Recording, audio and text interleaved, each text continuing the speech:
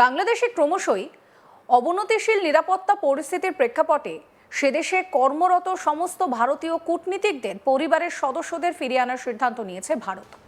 মঙ্গলবার 20শে জানুয়ারি সরকারি সূত্রের উদ্ধৃতি দিয়ে এই খবর প্রকাশ করা হয়েছে। তবে ভারত সরকার স্পষ্ট জানিয়েছে এই সিদ্ধান্তে বাংলাদেশে নিযুক্ত কূটনীতিকদের সংখ্যা বা ঢাকার ভারতীয় হাই কমিশন এবং অন্যান্য শহরে অবস্থিত সরকারি হাই কমিশনগুলির কার্যক্রমে কোনো প্রভাব পড়বে না। তবু এই পদক্ষেপটি প্রতিবেশী দেশের পরিস্থিতি নিয়ে নয়াদিল্লির গভীর উদ্বেগের একটি স্পষ্ট ইঙ্গিত বহন করবে। সাধারণত কূটনীতিকদের পরিবার প্রত্যাহার করা হয় তখনই যখন সংশ্লিষ্ট দেশের পরিস্থিতিকে অনিশ্চিত বা সম্ভাব্যভাবে বিপজ্জনক মনে করা হয়। এটি কূটনৈতিক সম্পর্ক ছিন্ন করার মতো চরম পদক্ষেপ না হলেও একটি অত্যন্ত সতর্কতামূলক সিদ্ধান্ত, যার উদ্দেশ্য ঝুঁকি কমানো। বাংলাদেশের ক্ষেত্রে ভারত একদিকে উত্তেজনা এড়িয়ে চলার চেষ্টা করছে, অন্যদিকে এই বার্তা দিচ্ছে যে পরিস্থিতি স্বাভাবিক বলে ধরে নেওয়ার সুযোগ আর নেই। এই ব্যাপারে আন্তর্জাতিক সম্পর্ক বিশেষজ্ঞ শুভাশিস ব্যানার্জি একটি গভীর বিশ্লেষণ দিয়েছেন। কি বলছেন শুভাশিস ব্যানার্জি, শোনাবো। যে কোনো ডিপ্লোম্যাটিক উইথড্রল একটা সিনড্রোম, এবং সেখান থেকে বোঝা যায় একটা কান্ট্রি অন্য কান্ট্রির নিজের সিকিউরিটি অবস্থান সম্বন্ধে সন্দিহান হলেই এই ধরনের পদক্ষেপ নেয়। বাংলাদেশের যেভাবে রাজনৈতিক পরিস্থিতি অবনমিত হচ্ছে, যেভাবে বাংলাদেশের নিজস্ব রাজনৈতিক পরিমণ্ডল দিনের পর দিন ধ্বংসস্তূপে পরিণত হচ্ছে, ভারতের মতো কূটনৈতিক মানসিকতা এবং ভারতের মতো পরিণত একটা রাষ্ট্রের পক্ষে তার ডিপ্লোম্যাটসদের ওইভাবে একটা এক্সপোজড নেশনের সামনে রেখে দেওয়া কোনো মতেই কোনো বুদ্ধিমানের কাজ নয়। তাই জন্যেই যে উইথড্রলটা ভারত দেখিয়েছে, এটা শুধু উইথড্রল একটা অ্যাক্টিভিটি, বাট এর সাথে একটা সাইলেন্ট স্টেটমেন্টও ভারত বুঝিয়ে দিয়েছে বাংলাদেশকে যে তাদের যে ধরনের ট্রিটমেন্ট টুয়ার্ডস আদার নেশন দেখা যাচ্ছে, সেটা কিন্তু একটা ইন্টারন্যাশনাল ম্যাটার অফ ওয়ারি। সুতরাং বাংলাদেশ যদি নিজের রাজনৈতিক পরিস্থিতি এবং নিজের রাজনৈতিক প্রাতিষ্ঠানিক এবং মানসিকতাকে যদি এই মুহূর্তে শুধরে না ফেলে, তাহলে কিন্তু ভারতের ভেবে দেখতে হবে বাংলাদেশের সাথে তার আগামী কূটনৈতিক সম্পর্কটা ঠিক কোন দিকে নিয়ে গেলে ভারতের হিতে লাগবে। এই সিদ্ধান্তের পেছনে সাম্প্রতিক কয়েক মাসে ঘটে যাওয়া একাধিক ঘটনা রয়েছে, যা ভারত বাংলাদেশ সম্পর্কের ওপর প্রভাব ফেলেছে। গত মাসে নয়াদিল্লি বাংলাদেশে নিযুক্ত হাই কমিশনার রিয়াজ হামিদুল্লাহকে তলব করে দেশের ক্রমবর্ধমান যে আইন শৃঙ্খলা পরিস্থিতি সেই নিয়ে কড়া উদ্বেগ প্রকাশ করে। এই পদক্ষেপ আসে ঢাকায় ভারতীয় হাই কমিশনের কাছে অনুষ্ঠিত একাধিক বিক্ষোভের পর, যেগুলো স্পষ্টভাবে ভারত বিরোধী সুর সেখানে লক্ষ্য করা গিয়েছে। এই বিক্ষোভগুলির সূত্রপাত হয় যুব নেতা ওসমান হাদির মৃত্যুকে কেন্দ্র করে। গত ডিসেম্বর মাসে এই হত্যার ঘটনা বাংলাদেশের রাজনৈতিক যে পরিস্থিতি তাকে আরও অস্থির করে তোলে। বাংলাদেশের একাধিক রাজনৈতিক নেতা ও গোষ্ঠী এই হত্যার জন্য ভারতের দিকে আঙুল তোলার চেষ্টা করে, যদিও এই দাবির পক্ষে কোনো বিশ্বাসযোগ্য প্রমাণ সামনে আসেনি। নয়াদিল্লি এই প্রচেষ্টাকে সরাসরি প্রত্যাখ্যান করে এবং একে চরমপন্থী উপাদানগুলির দ্বারা ইচ্ছাকৃতভাবে তৈরি ভুয়ো বর্ণনা বলে আখ্যা দেয়। ভারত সরকার স্পষ্ট ভাষায় জানিয়ে দেয়, অভ্যন্তরীণ রাজনৈতিক লাভের জন্য ভারতকে দোষারোপ করার এই প্রবণতা অত্যন্ত বিপজ্জনক।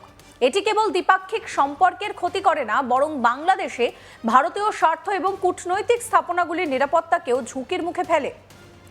ঢাকায় ভারতীয় হাই কমিশনের সামনে বিক্ষোভ যদিও বড় ধরনের অশান্তিতে পরিণত হয়নি ঠিক কথা, কিন্তু তবু তার প্রতীকী তাৎপর্য ছিল গভীর।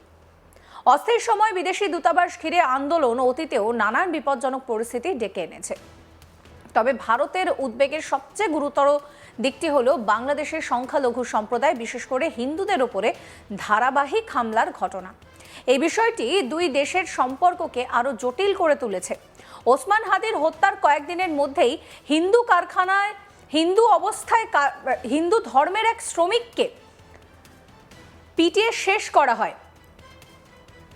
দীপু চন্দ্র দাস, তার হত্যা এবং তারপরেই কিন্তু বাংলাদেশের আন্তর্জাতিক মহলে তীব্র প্রতিক্রিয়া সৃষ্টি করেছিল। এই হত্যাকাণ্ড কোনো বিচ্ছিন্ন ঘটনা নয়। সাম্প্রতিক সপ্তাহগুলিতে দেশের বিভিন্ন প্রান্ত থেকে সংখ্যালঘুদের উপরে হামলা, ঘরবাড়ি ভাঙচুর, ব্যবসায়িক প্রতিষ্ঠান যেগুলো রয়েছে সেখানে ভাঙচুর, ধর্মীয় স্থাপনার অবমাননা ইত্যাদি নানান খবর সামনে এসেছে। বাংলাদেশের অন্তর্বর্তী সরকারের প্রকাশিত সরকারি পরিসংখ্যান অনুযায়ী 2025 সালে সংখ্যালঘুদের বিরুদ্ধে হিংসার ঘটনা ঘটেছে 645। এই সংখ্যা সমস্যার গভীরতা এবং ব্যাপ্তিকে স্পষ্টভাবে তুলে ধরে। ভারতের কাছে সংখ্যালঘুদের নিরাপত্তা কেবল মানবিক বা নৈতিক প্রশ্ন নয়, এটি একটি কৌশলগত ও রাজনৈতিক বিষয়ও। 1971 সালে বাংলাদেশের মুক্তিযুদ্ধে ভারতের ভূমিকা এবং তার পরবর্তী দশকগুলিতে গড়ে ওঠা ঘনিষ্ঠ সহযোগিতার ইতিহাস দুদেশের সম্পর্ককে বিশেষ মাত্রা দিয়েছে। সাম্প্রতিক বছরগুলোতে বাণিজ্য সংযোগ ব্যবস্থা, জ্বালানি ও নিরাপত্তা ক্ষেত্রে ভারত ও বাংলাদেশের সহযোগিতা উল্লেখযোগ্যভাবে বেড়েছে। কিন্তু সংখ্যালঘুদের ওপরে লাগাতার হামলা ভারতের অভ্যন্তরীণ রাজনৈতিক মহল এবং জনমতে প্রশ্ন তুলেছে। এই ঘটনাগুলির সময়কাল অত্যন্ত গুরুত্বপূর্ণ। প্রাক্তন প্রধানমন্ত্রী শেখ হাসিনার অপসারণের পর বাংলাদেশ এখন প্রথম সংসদীয় নির্বাচনের দিকে এগোচ্ছে, যা আগামী মাসে অনুষ্ঠিত হওয়ার কথা।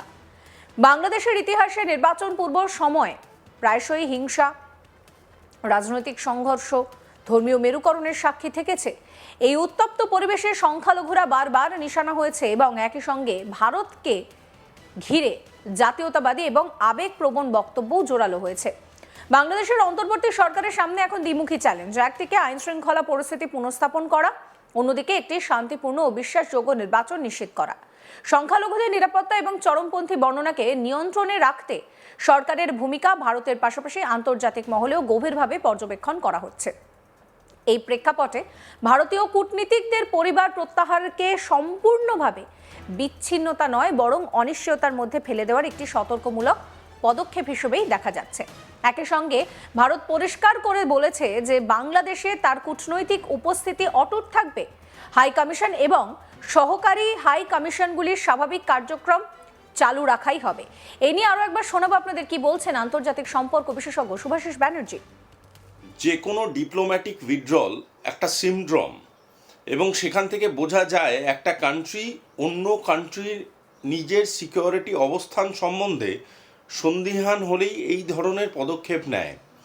বাংলাদেশের যেভাবে রাজনৈতিক পরিস্থিতি অবনমিত হচ্ছে, যেভাবে বাংলাদেশের নিজস্ব রাজনৈতিক পরিমণ্ডল দিনের পর দিন ধ্বংসস্তূপে পরিণত হচ্ছে, ভারতের মতো কূটনৈতিক মানসিকতা এবং ভারতের মতো পরিণত একটা রাষ্ট্রের পক্ষে তার ডিপ্লোম্যাটসদের ওইভাবে একটা এক্সপোজড নেশনের সামনে রেখে দেওয়া কোনো মতেই কোনো বুদ্ধিমানের কাজ নয়। তাই জন্যই যে উইথড্রলটা ভারত দেখিয়েছে, এটা শুধু উইথড্রল একটা অ্যাক্টিভিটি, বাট এর সাথে একটা সাইলেন্ট স্টেটমেন্টও ভারত বুঝিয়ে দিয়েছে বাংলাদেশকে যে তাদের যে ধরনের ট্রিটমেন্ট টুয়ার্ডস আদার নেশন দেখা যাচ্ছে সেটা কিন্তু একটা ইন্টারন্যাশনাল ম্যাটার অফ ওয়ারি। সুতরাং বাংলাদেশ যদি নিজের রাজনৈতিক পরিস্থিতি এবং নিজের রাজনৈতিক প্রাতিষ্ঠানিক এবং মানসিকতাকে যদি এই মুহূর্তে শুধরে না ফেলে, তাহলে কিন্তু ভারতের ভেবে দেখতে হবে বাংলাদেশের সাথে তার আগামী কূটনৈতিক সম্পর্কটা ঠিক কোন দিকে নিয়ে গেলে ভারতের হিতে লাগবে।